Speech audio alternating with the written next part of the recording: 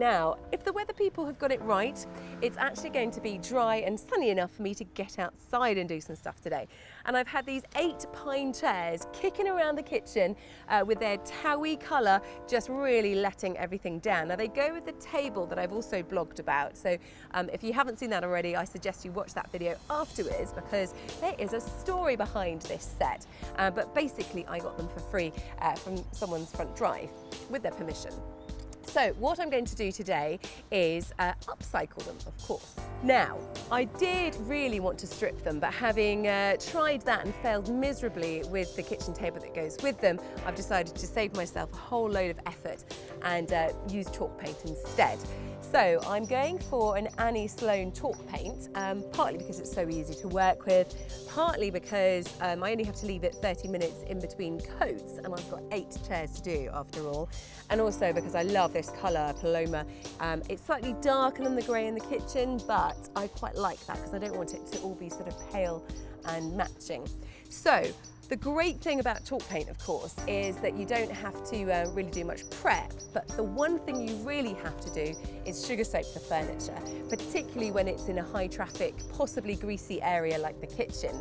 And I went on a couple of Annie Sloan workshops recently, and I've got some great tips, including how to paint spindles. And their advice was to wear a pair of rubber gloves, underneath a pair of socks. And this is actually for painting, but I thought this is a good way to start off with the sugar soap to get rid of all the grease and grime on the spindles as well. So this is my plan of action. So that took about 3 minutes per chair to sugar soak them, and next up I'm ready to paint them.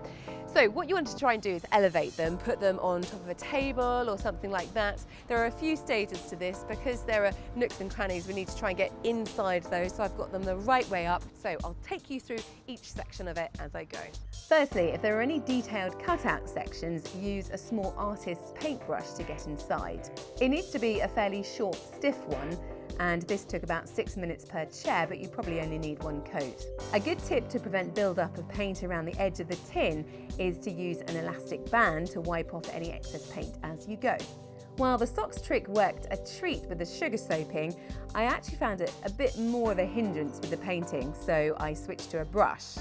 I can highly recommend Annie Sloan brushes as they seriously speed things up, particularly when you're trying to get inside the spindles. It's a good idea to get a routine going. So start with the chairs upside down and the legs furthest away from you.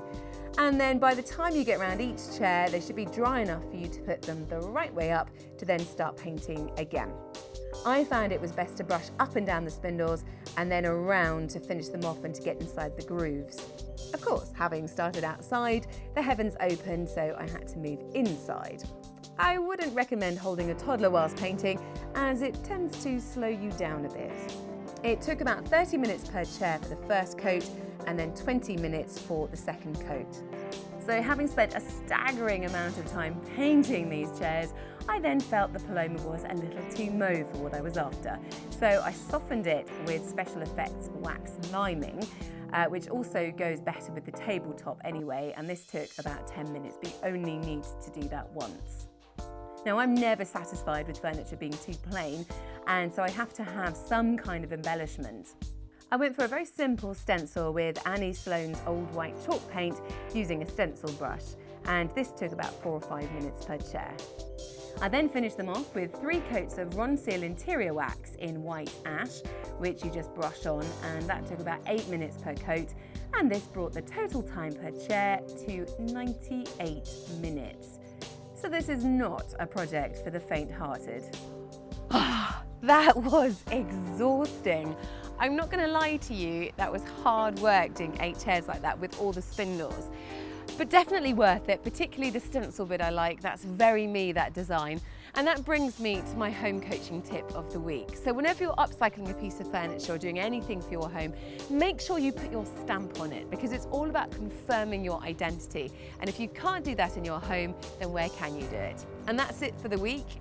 I'll see you next time if I've hopefully recovered.